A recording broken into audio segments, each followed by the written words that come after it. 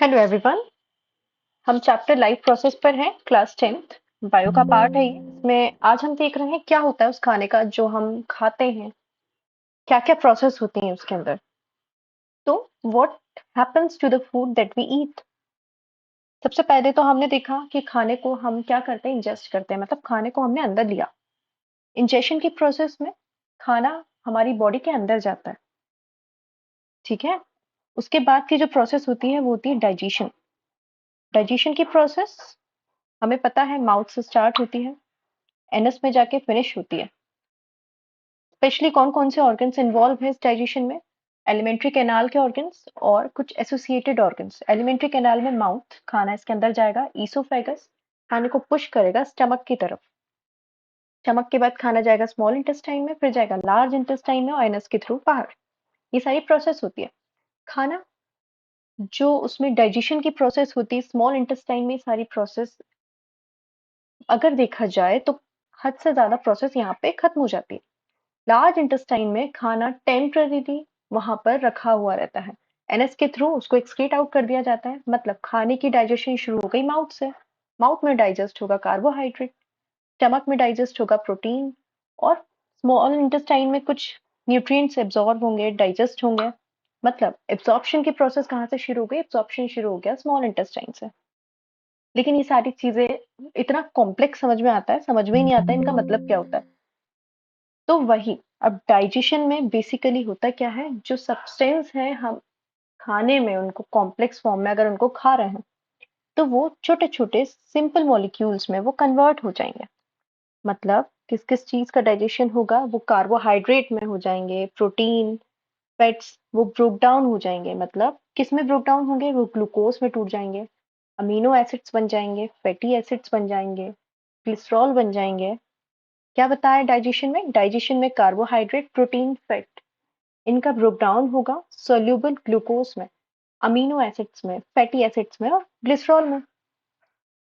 उसके बाद क्या होगा? डाइजेशन की प्रोसेस, स्मॉल इंटेस्टाइन में डाइजेशन शुरू। मतलब डाइजेशन वहां पे ऑलमोस्ट खत्म हुआ, वहां से शुरू हो जाएगा एब्जॉर्प्शन। एब्जॉर्प्शन क्या होता है? अब जो खाना हमने खाया है, जो भी न्यूट्रिएंट्स हमने गेन किए हैं, उनका ब्लड स्ट्रीम में मिक्सअप हो जाना, उन न्यूट्रिएंट्स का ब्लड स्ट्रीम में एब्जॉर्ब हो जाना, है ना। वो किस में ट्रांसपोर्ट हो जाएंगे? वो ब्लड में ट्रांसपोर्ट हो जाएंगे। मतलब बॉडी उनको यूज करेगी ना फिर उसके बाद। मतलब जो डाइजेशन में हमारे पास ग्लूकोज बना था, अमीनो एसिड बना था, फैटी एसिड्स बने थे, उनका एब्जॉर्प्शन हो जाएगा बॉडी की सेल्स में। ओके, एक एक सेल्स तक वो सारे न्यूट्रिएंट्स पहुंचेंगे। तो ये प्रोसेस स्मॉल इंटेस्टाइन में छोटे छोटे से वहां पे फिंगर लाइक स्ट्रक्चर्स होते हैं, उनको बोलते हैं विलाय। अगर हमारी स्मॉल इंटेस्टाइन है, उसमें विलाय जैसे स्ट्रक्चर्स होते हैं, ये है स्मॉल इंटेस्टाइन।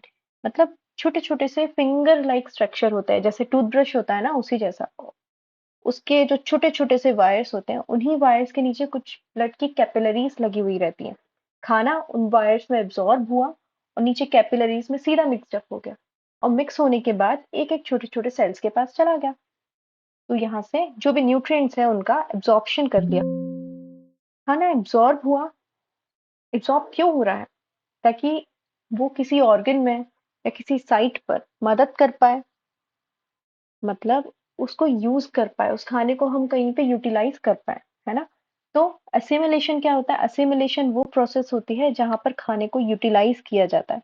डाइजेस्टेड खाने को यूटिलाइज किया जाता है। यूटिलाइज कहाँ हो रहा है? हो सकता है किसी हाथ की तरफ किसी को वाउंड हो, लगा हुआ हो, तो वो सारे न्यूट्रिएंट्स वहां भागेंगे। देखो बॉडी के हर पार्ट्स में वो न्यूट्रिएंट्स जाते हैं।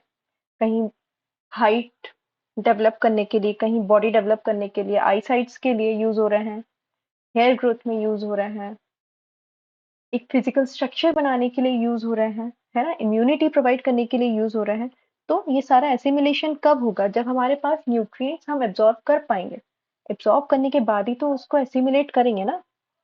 एसिमिलेशन के बाद अब जो खाना बचा हुआ रहेगा, मतलब जो खाना स्मॉल इंटेस्टाइन से लार्ज इंटेस्टाइन की तरफ आ गया, वो एनएस के थ्रू वो क्या होगा? वो सारा अनडाइजेस्टेड और अनएब्जॉर्ब फूड, उसका हो जाएगा रिमूवल। मतलब सारा अनडाइजेस्टेड फूड रिमूव कर दिया जाएगा बॉडी से with the help of anus. This process is known as egestion. So students, इस वीडियो में हमने देखा कि जो भी खाना हम लेते हैं उसमें क्या-क्या प्रोसेस होती हैं, कैसे उसका डाइजेशन होता है। डाइजेशन से लेके हमने उसका एक्सक्रीशन तक की सारी प्रोसेस देखी।